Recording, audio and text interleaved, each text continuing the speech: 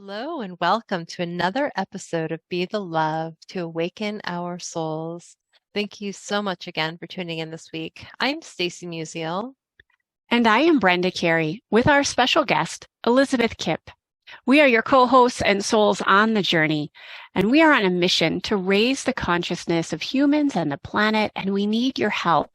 Please spread the word to your family and friends and join us every week.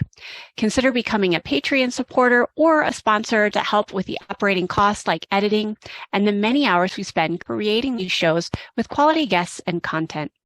And if you have resonated with our mission, support us in a way that raises your vibration to love. And if it feels safe for you, I'd like to begin by inviting you to get centered with us. I'd like to begin by inviting you to take a beautiful cleansing breath in through your nose and out through your mouth, releasing anything that is keeping you from being present. And take another breath in through your nose, breathing in calm, peaceful, loving energy. And breathing out anything you're ready to release in this now moment. And take one more breath in through your nose, breathing in light and love for yourself. And imagine breathing that light and love and send it back to all of humanity, remembering that you always, always have your breath to come back to. Our guest today is Elizabeth Kipp. Elizabeth is a stress management and historical trauma specialist who uses trauma-trained and yoga-informed addiction recovery coaching, ancestral clearing, compassionate inquiry, and yoga to help people with their healing. Elizabeth healed from over 40 years of chronic pain, including anxiety, panic attacks. She now works to help others achieve the same healing for themselves that she has experienced directly from the work that she teaches. She is the author of The Way Through Chronic Pain, Tools to Reclaim Your Healing Power. Elizabeth offers one-on-one and group sessions in stress and chronic pain management and addiction recovery, ancestral clearing and compassionate inquiry, and trauma-informed yoga. Thank you so much for being here with us today, Elizabeth. Well, thank you so much, Brenda and Stacy. It's my honor and pleasure to be here. Mm-hmm. And can you tell us about your journey, the spiritual journey that has led you down this very interesting path? Well, I've been here a while, so I'll try and thumbnail it. We could be here all day. I'll say this because we're talking about generational trauma and releasing that. I came into this world with some physical trauma. And I had a closed pyloric valve when I was born, and they put me on they didn't have NICUs back then. They didn't have those. They put me on my pediatrician put me on a 45-degree, my bed mattress on a 45-degree angle. And in 2 weeks, gravity opened that. It just gradually opened it. That was kind of interesting. I figured that was pretty divinely inspired, that one. My mom, as soon as I was born, went into a very deep depression and was kind of disappeared for 9 months. So there was a real rupture there in the relationship between the two of us from the start. And I remember when I was about 4 years old, I remember kind of being in the living room with my parents and my older brother, and I was like, what am I doing in this family? I could feel the weight of something, and it was almost sinister. It was very heavy and kind of dark, and I didn't know what to name it or call. I felt it, and I wondered why I was here. And anyway, that was one of my earliest memories. Anyway, my mom was bipolar, and she had a chronic pain issue herself, which she treated with alcohol. She wasn't able to take medication at all. And, children can take on the burdens of their parents. They don't even know they're doing it, but they can. And I did. And also, I wasn't allowed to express my emotions or anything. So I learned how to suppress this, and that right there is chronic pain. So I spent pretty much from coming into the world until I was 59 and finally healed from it. I lived that life of chronic pain one way or the other. I had a major accident when I was 14, followed by a lot of surgery. And by the time I was 32, 28 maybe, they put me on, the doctors put me on, because I had to have a lot of surgery at that point. They put me on opiates and benzodiazepine anti-anxiety medicines to help calm me because of the reaction I had to all the pain I was having. And the surgeries really didn't seem to help. I mean, it did stabilize this big slip I had in my spine, but the pain, every time I had surgery, the pain was worse.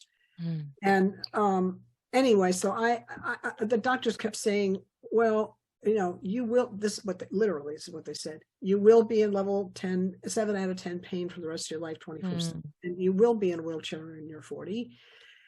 And I remember the first time I heard that, it really devastated me. However, I have a science background. And I was like, okay, I'm looking to the doctors for their expertise, but I could clearly see that they were limited by the paradigm by the framework that they were operating out of, which is that they can only really comment on, science can only comment on that which it can observe, measure, and describe. And doctors are operating in a scientific paradigm. That's the framework they operate in.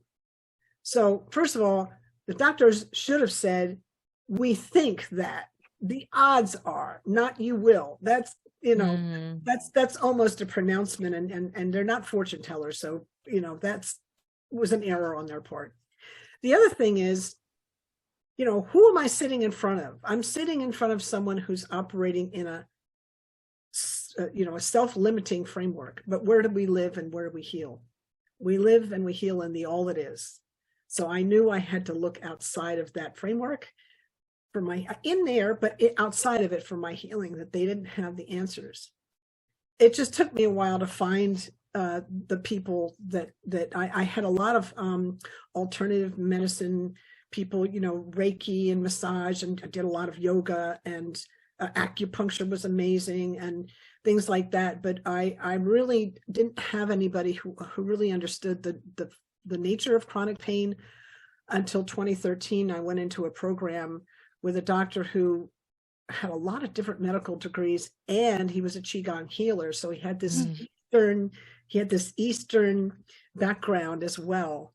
And he looked at me, and instead of looking at my x-rays and my symptoms, he looked at me, he didn't want to know any of those things. He looked at me and he said, who are you? He was much more interested in me, the whole me, not in my story.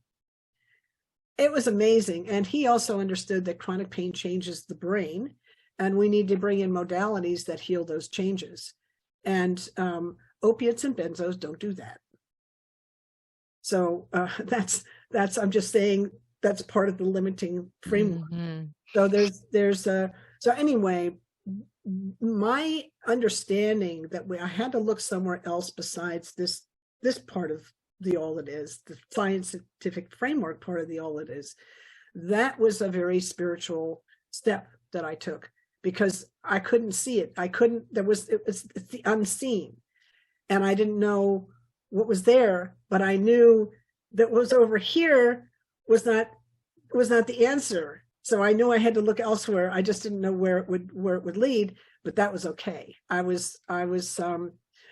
really kept following my heart, and I found my way with a lot of help. I found my way to healing. Part of the healing was, and just to kind of go back to where I started from, part of the healing in Dr. Prescott's program was he had an ancestral healing person there, and he did ancestral clearing. And it wasn't until I started into that practice that I understood the weight that I had felt and observed when I was 4. And I was able to release it. All right, I was able to release it. So that was part of my healing journey out of chronic pain, was in releasing the generational trauma that I held. Wow, what a beautiful story. It sounds like you've had quite the journey of, yeah, just self-discovery and healing and then yeah, recognizing, the messages the doctors, Western doctors, not all Western doctors, but are what they can, their words are very weighted and and people can take that really seriously. Like I'm gonna, there's studies and there's, things that people they've been said, your time is you've got 6 months to live, and then they go home and they get their affairs in order only to find out that they actually their mind was so powerful that they actually passed away, and then autopsies have determined that there was nothing there. So I think it's really important to yeah, I wanted to mention that, but kind of going into this piece of ancestral clearing, it sounds like you found your way there through all these different kind of roundabout sort of way and finally came to this place and had some really deep, profound shifts.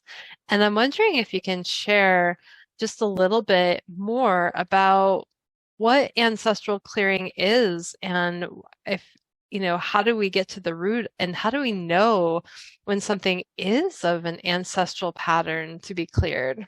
Wow. All right. That's a lot.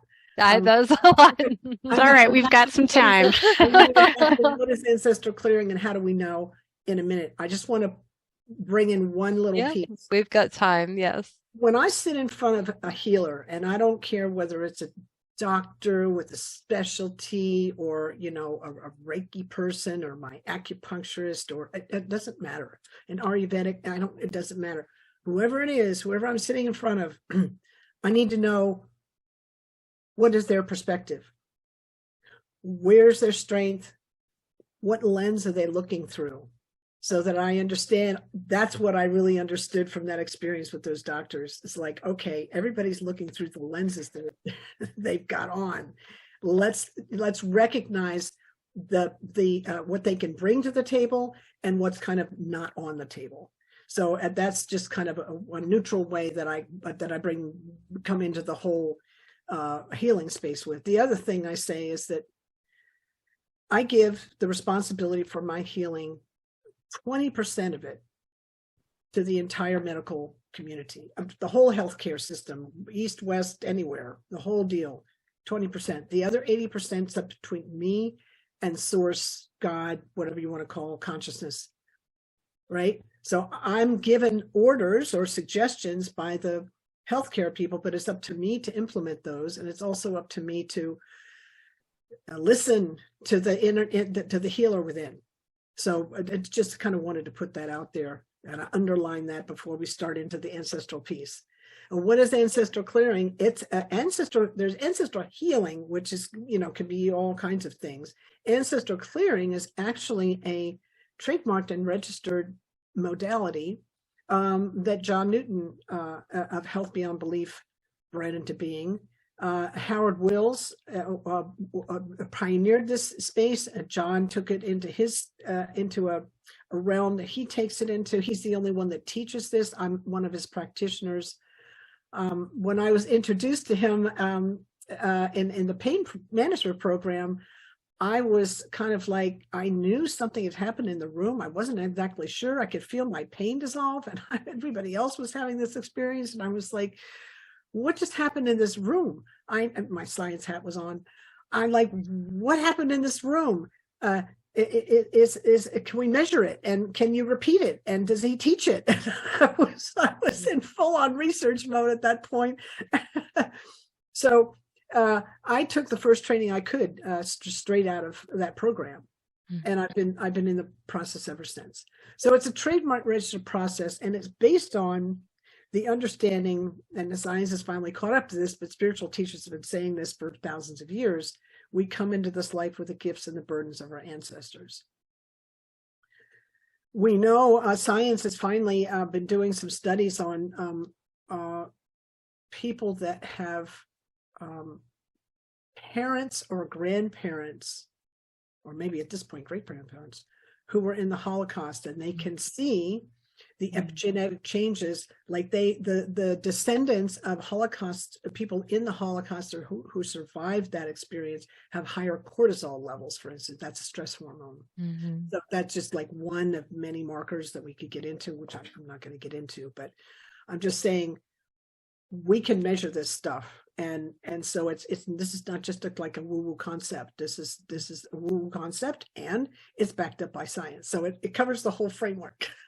what science can measure, observe, describe, and what we can't, the unseen part. So it's a process within Ancestral Clearing, the modality. And we have 5 techniques. I can share one of them with you all today and give the listeners an opportunity to experience one of the techniques of Ancestral Clearing. Mostly what we're doing is we're referring to the healer, the great healer out there, the source of all that is, creator, great spirit, God, whatever you want to call that energy, the thing that created all of creation.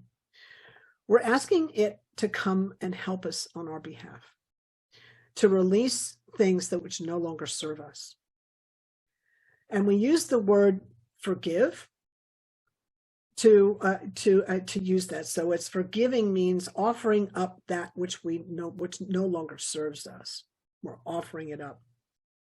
So about 80% of the Ancestral Clearing modality is got forgiveness baked right into it. There's some other things that we do that help the client better be able to access their own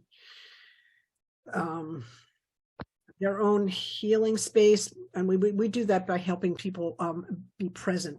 Really, another piece of Ancestral Clearing is to help people wake up, and we do that, but just meaning wake up like, what, are they asleep? No, the unconscious becoming conscious, and we do that by bringing in presence.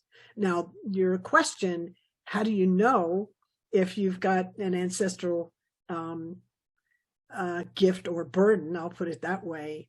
And the answer is, sometimes we know and sometimes we don't know. If we come in, and we do, with the frequency of unresolved trauma in the system, the effects of unresolved generational trauma in the system, we don't know that we're carrying that until we don't carry it anymore. I know that just from my own experience. I mean, I would do Ancestral Clearing and feel lighter and go, what just happened? What happened? Right? I just didn't realize I was carrying anything that physically was affecting me physically. I'm pausing for a moment to bring in a couple of other examples. There's an example of, one that I kind of run into fairly frequently is, people have it, and remember, I'm in the chronic pain stress management area. So, a lot of my clients come to me with that they worry all the time. They can't let go of worry, right?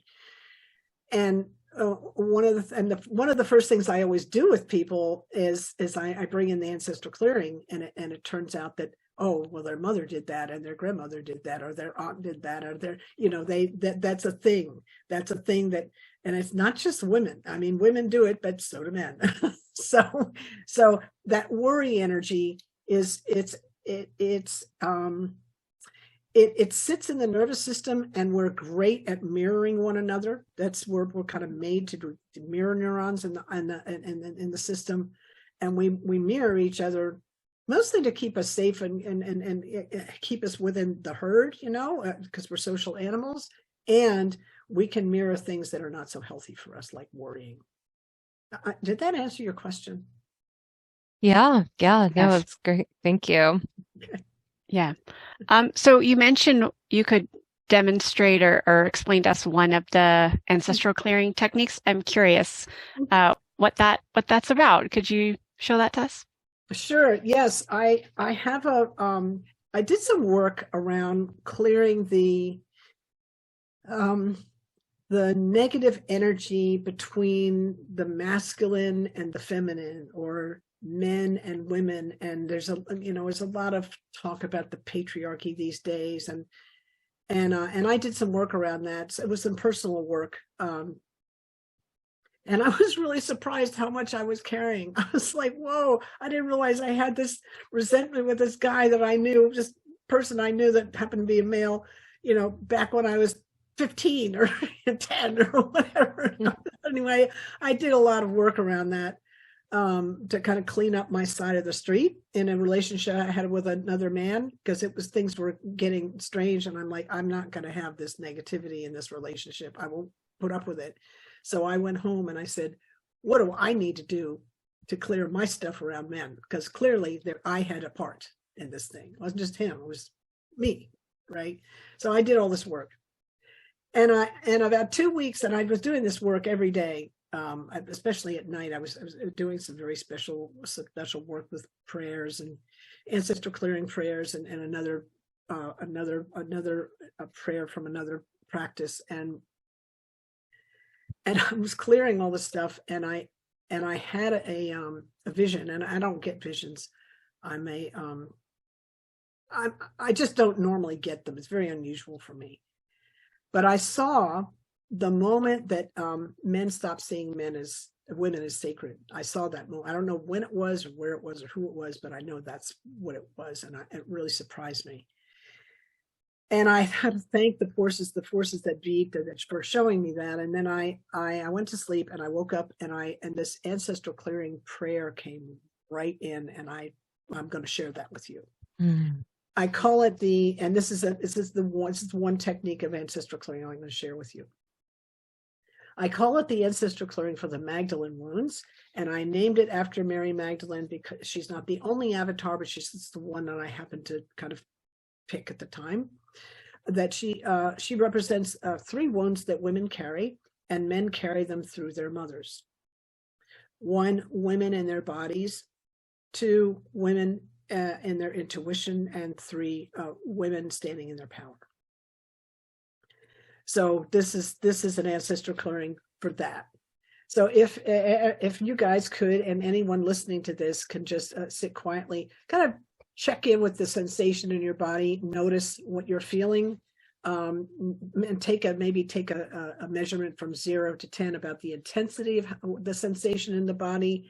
And just breathe normally, and let these words pass over you. And we'll address Divine Mother as our source of all that is, and we'll do this as an us.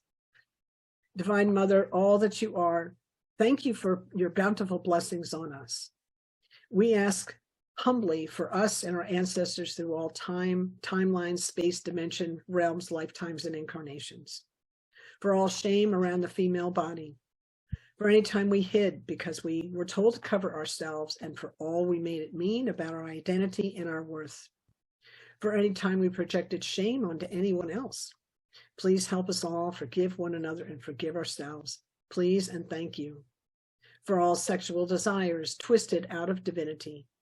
For sexual disorders, rape, incest, or any other sexual abuse, sexually transmitted diseases, sex or any other addiction, including codependency, money, and food addictions, and for any time our personal power was reduced or blocked in any way, or we blocked anyone else's personal power.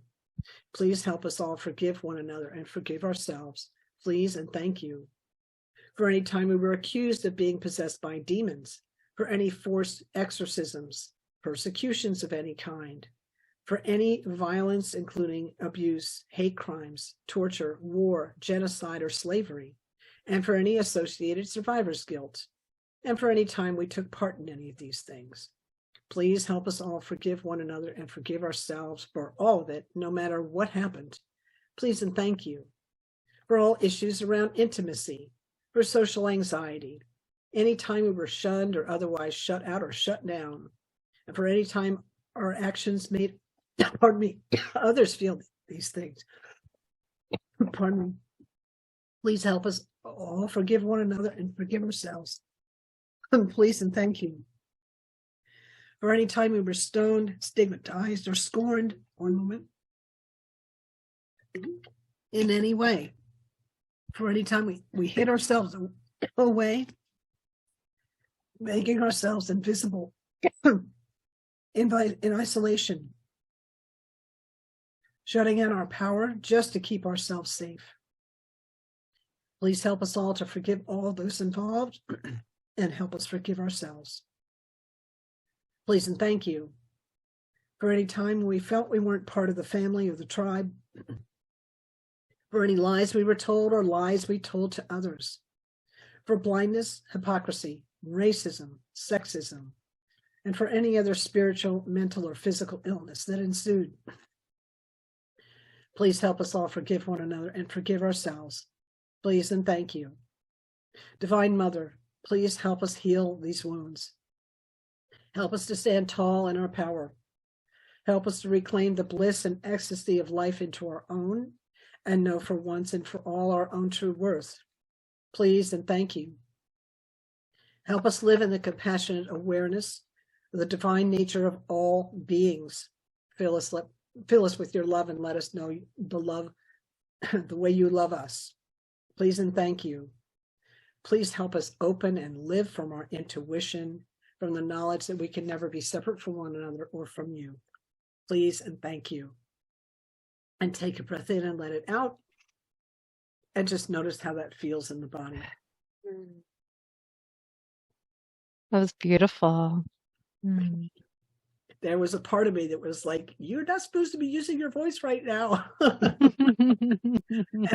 I just had to, seriously, I took a little drink and that didn't help. And I was like, okay. And I just took a breath and I allowed my whole body to just, and my throat just opened right up. It's also how I think sometimes how things get cleared. I know when I've done Reiki sessions with people, like sometimes I will sometimes it's coughing, but I'll just like feel this tickle and I'm like, I'm not even sure if that's mine, but like I have to cough for the person that I am channeling Reiki to because it's more for them, not necessarily for me. So maybe you are just letting go and releasing of whoever needed to hear that. I know I did. That was beautiful. Well, thank you. Picking up. We do, as an ancestral clearing practitioner, one of the things that we learn is how to, this might be a question you ask, what about taking stuff on, is how to like not do that. And the way we not do that is we allow things to move through and we just accept whatever we're feeling in the moment. So you can see I started coughing and there was a part of me that's like, and I was like, no. And I just let it be there and right, it kept moving. Yeah, because it's all that is energy, right? The energy when we start clearing out, the old past traumas, ancestral traumas, even, and what we're storing in our body, it becomes easier to recognize what those things are that are coming in that can just flow out. But as you're moving through those layers, I think it's important. It's just to recognize that it's just energy in motion, and we can just let it flow. Well, we are all connected. It's on another what Brenda was saying. It's an example of how we are all connected, and when we're working in a space like this, where this is going to go out to who knows how many people, and how many of them have an issue with the voice. We're right in the field and we're accessing the field through the present moment, which is access to the past, present, and future all at once. So everyone that's got a voice thing is, and so as holding space as a practitioner, that's why we learn to stay present, which is why, meditation is a really good thing for a practitioner to do. Yeah, absolutely. Yeah. Allow it comes up to come up. Yeah. So I was curious, just as far as like, because that seemed like it might apply for the collective as well as the individual. And so as you're working with people, do you find that there are similar patterns with different people? Are you using the same process for each situation or issue that someone might come to you with, or do you find it more individual? Well, yes to all of that. So, we're all human. We're all having a human experience. So we all have, human things in common. And every session is different. Every session is different because every moment is different. Mm-hmm. And the work is done all in the present moment. So we're working with, just as we're working here with the present moment with you and with the field that you're bringing in. Every time we do a session, it's a new session, and we're accessing the present moment material. So it's kind of what's right here in this moment. And I don't know until it arises. Yes, there are common things. There's a lot of people come to me with the blocks around abundance, relationship stuff, physical things. We don't make claims in this. Obviously, we can't. We're not diagnostic or anything like that. We're not doctors or therapists, but we do notice shifts. We're addressing the spiritual aspects of physical, mental, and physical and emotional stuff. So people come to us with that. With being a stress management person, you can understand why I appreciate why I bring this modality in, because it helps us release stuff that can be locked up in the system, that now we don't have that, and now we can work on what's happening right here now. Kind of. And so how far back would you say that you're able to go with this? And are you able to tell how many generations you're clearing? And oh, that's a great question. Yeah. So at the moment, science can measure 7 generations front and back. So that's 14 generations. However, what I like to say here is, if we're working in the quantum field, past, present, and future, access to all of it, who am I to limit the infinite? Because we're asking the infinite to come in on our behalf. So we go all the way back as far as needed, to the point of the creation of the thing, to the point of destruction of the thing. As far back as needed. Yeah.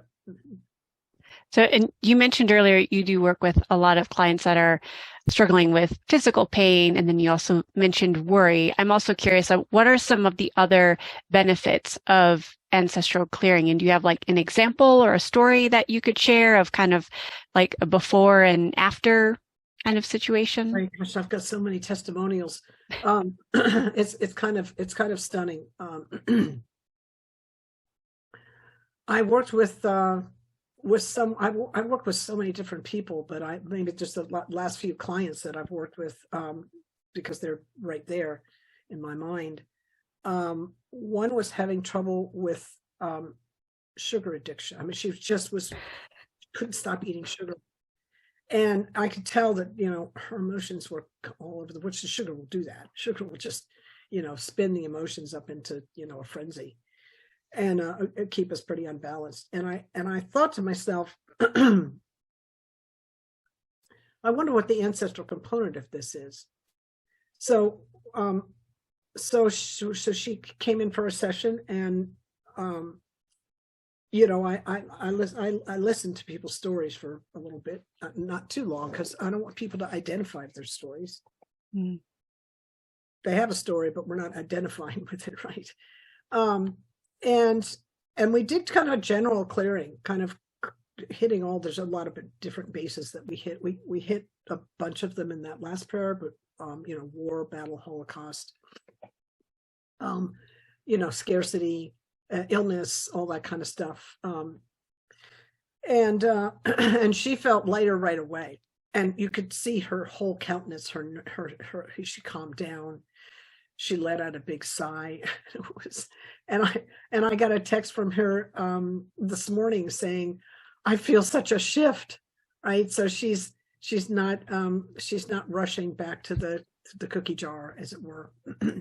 Is able to calm her inner cookie monster. Now, there's some yogic things that I use. We do a left nostril breathing. Just breathing long and slow through the left nostril will help calm cravings. So, yeah, I noticed that you are also a trauma-informed yoga teacher. I was curious because I also teach yoga, and so I'm just curious, how does that incorporate with some of the ancestral healing? Are there some things that you blend together? Yes. The first thing I really do with a client is assess their nervous system because of that trauma piece, right? So if they're doing this, I'll take them right into a long, deep breathing breath practice, and we'll co-regulate. We'll get this person so that their nervous systems calm down and they feel connected, and then we can bring in some, there's a hierarchy to healing, as you all know. There's regulate the nervous system, then connection, and then we can reason. But we kind of have to go in that order. We can't just reason without the nervous system being calm. We can't make good decisions when we're upset. It's because the nervous system's not regulated. So I assess the nervous system and bring in. So I'll bring that in, that trauma, and all the pranayama I've learned in yoga. We don't, in a trauma-informed space, we don't do a yoga pranayama, a breath practice where there's the breath hold, because that mimics the stress. That mimics a stress response like that. We don't want to mimic that, because we don't want to put somebody back in that space. But so the breath work, I'll bring that in. I also, there are some beautiful mantras that I've learned in the yogic space that are great for ancestral clearing. So I sometimes will give that as a homework assignment. I'll send them a link, to this mantra or that mantra. You can find them on YouTube or, Spotify, wherever. I've got links to all these things. And they can follow up. I literally was in a meditation one time. We were doing this thing. The words to the mantra is Waheguru, which is wow, teacher that brings us from darkness to light. Guru means teacher that brings us from darkness to light. And we were taking our arms and just like scooping up water, as if we were scooping up water, and doing this behind our back. So clearing all the stuff that's here that we don't need anymore, right? Doing that. And I was with this group. We were in Costa Rica, and my people don't come from Costa Rica, but I felt them. I get 5 minutes into this thing, or wherever we were. This is an 11-minute meditation. And all of a sudden I felt my ancestors right behind me. And again, it's not normal for me. It's like, I'm not one of those medium people. I'm not like that, but they were right there. And they were cheering me on. It was really interesting. So sometimes the mantras can help support the work, but we don't necessarily have to bring the mantras in. I just happen to do that because it's helpful to me. What else? Other benefits? I was just curious. Yeah, I think mantras can be so powerful, and especially working around just moving energy and ancestral stuff. And I'm wondering, are there other mantras you can share that might be helpful, that someone might resonate with? Yeah, well, one of the mantras that I tend to bring in, not just because it's great for the nervous system, because it also clears ancestral stuff. It works with the back of the throat and also the lips.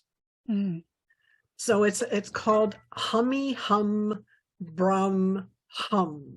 And so we're working at the back of the throat and the at the lips, and that's accessing the vagus nerve, which then calms the nervous system.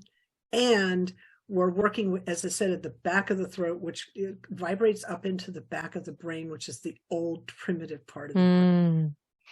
So it's real simple. And Hummy Hum Brum Hum means we are one. So it's a spiritual phrase, and it's very simple. It's just take a nice big inhale. I'm going to take a nice big inhale, and I'll chant it on the exhale.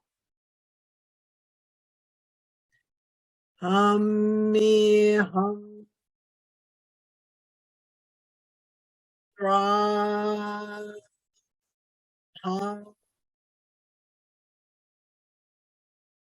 Yeah, do that for 11 minutes and see what happens. It's very interesting.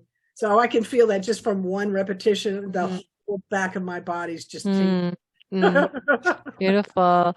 Yeah, thank you for sharing that. And so I'm wondering if there's other processes or energy work that you're working with as you're doing some of this ancestral clearing, like does someone and I'm kind of asking a second part question too, but is that something that someone needs to go to you, or are there other practices they can also do at home? Yeah. Well, John Newton, who did this, who founded he's the one that trains practitioners in ancestral clearing, the modality. He and I, and probably all his other practitioners, I don't really know about them so much, but give away a prayer. It's a comprehensive forgiveness prayer. I'm happy to anybody that wants to email me. I'm happy to send it along to you. It's a comprehensive forgiveness prayer for ourselves or for others. And that's a very powerful tool right there that you can use. Also, I think the long, deep breathing is really important because part of so 80% is forgiveness and the other 20%-ish is presence, the ability to be present. We heal in the present moment. We can't heal in the past or the future. Most of us are referencing the past or the future. I know I was, certainly as a chronic pain sufferer, I was just everywhere but here. And so that will block healing. And so I would really recommend to anybody, if they want to do something at home, learn how to stay present. And I didn't start with a sitting, quiet, silent, still meditation. That for trauma, anybody who's got unresolved trauma in the system, that they're going to want to get up and get out of there. They're not going to be able to sit still. It's too distressing. Again, you're putting them in a freeze response. That's not optimal. I'll give them a moving meditation. I'll give them a meditation where they can chant, or maybe they can move their fingers, but there's a little bit of movement, and that's very helpful. That's very helpful. And you can find those Look, everybody look up Kirtan Kriya, Kirtan, Kriya, Kriya. That's usually where I start everybody. Look that up on YouTube. It's amazing. It's really clearing a negative thinking habit. It's really good at helping you rewire kind of move behaviors into new. It's pretty standard. It's a pretty standard one that I send people to do. I'll teach them how to do it, but you guys can look that up on YouTube. And well, thank you for that. Talks a lot about that, the Kriya Yoga. If anyone's ever read Autobiography of a Yogi, that's we talked a lot about that work and such a powerful process. Well, this is a specific Kriya within yoga. It's called Kirtan Kriya. And it's Kirtan, Kriten, Kirtan Kriya. It's actually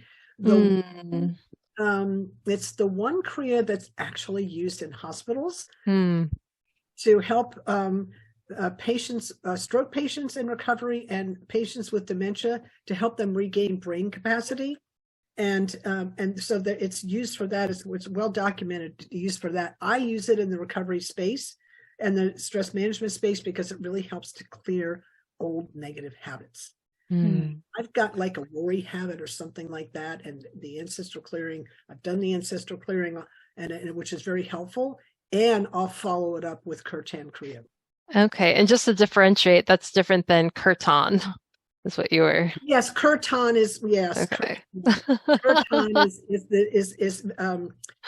yoga, is devotional yoga singing. Yes. And Kriya is it's the same spelling, but it's actually a very specific chanted meditation that works on rewiring the brain. Okay, I love that. Very Glad cool. you brought that up. That's great. So confused. Now, I also appreciate that you brought up, there are different ways to have a meditation or a mindfulness practice. I know for myself, when I very first started meditation, it had to be guided, but I had this illusion that, I have to sit quietly, cross-legged, which was really painful because I also have spinal issues. And so we have these, kind of false barriers that say, I can't meditate because I can't stand the quiet, or I can't, sit really tall because of the pain. But I do think that there are many other options. Like I do guided meditations, I started with that, and now I lead meditations as well. And I think that's good for people to really understand. It's not this strict form of meditation that we have an image of, but that it can be invited in, because awareness, especially when we're dealing with any kind of physical or emotional pain, is key. And watching the thoughts drift by instead of being attached to the story. Like you mentioned, I'm not interested in the story, because we are so much more than the stories that we've created around the symptoms and diagnoses. And so I think that's really good for people to hear. Like, there are different types of meditation that can be healing. That's not silent, especially when someone's really struggling with that. So if there's like one thing like that you really want our listeners to remember about healing, what would that be? Like, if you had to condense it down. The greatest healer lives within. Right? Doctors can set a bone and stitch up a wound, but they can't tell the body how to heal. Absolutely. Only the body knows how to do that. That is beautiful. That's the thing I want everybody to walk out of here with. Thank you. And just one more question, it's like you continue to do your work and this work. How do you see this supporting the larger world and the healing of this planet? Well, as I said, we're all connected in the field of consciousness. So it's like, what kind of energy am I putting out into the field? Am I mad at the way the world's showing up? So I'm going to put that kind of energy out in the field. Or am I going to kind of like find some compassion for the, and put that out, put love out into the field. I think this is the be love. This is so important, to own our space and as understanding that it's sacred and that we are all connected. And if we can take responsibility for this part of our, part of the universe, it has an effect down into the rest of the world. Don't be fooled that you're insignificant, because that's not true. I think that's how it affects it, right? Yeah. We are sovereign. Yes. Well, thank you so much, Elizabeth. What a great way to wrap up this episode. Why don't you tell our listeners where they can find you and anything you're currently working on? Oh, thank you. You can find me at my website, which is Elizabeth-Kipp, KIPP.com. You have to put the little hyphen in there because ElizabethKipp.com is a web designer and a photographer, and she's amazing, but she's not. So, Elizabeth-Kipp. We get emails from each other all the time. Elizabeth-Kipp.com. Also, you can find me, all over social media. And what's the other thing? You can go up on my website and or my social media pages and find out what I'm up to now. I'm always up to something. I'm teaching a course now with the Wellness Universe. It's a donation only class. It's valued it's a course. It's a value of about $1,800. It's on trauma recovery. It's a 12-part course. We meet once a month for the year, and as I said, it's donation only, so anybody can access it. If they have funds to support it, great. But if you don't, that's okay. We're still offering help. So that's a current project I can give you. Great. Well, thank you so much. We'll definitely have your links in the show notes. And thank you for being here with us today and sharing this space to have this beautiful conversation. Well, thank you very much for the opportunity. Okay. And we are excited at Be the Love podcast for our upcoming Awaken Your Soul Costa Rica retreat on November 6th through the 12th, 2023. We would love to have you join us for a beautiful and vibration raising experience. Check out the webpage with details and registration in our show notes.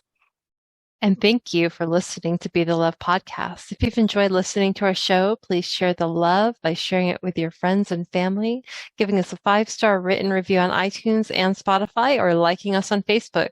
And please consider supporting our mission to awaken our souls with a monthly donation that helps with the operating costs of this podcast so we can continue to spread the love.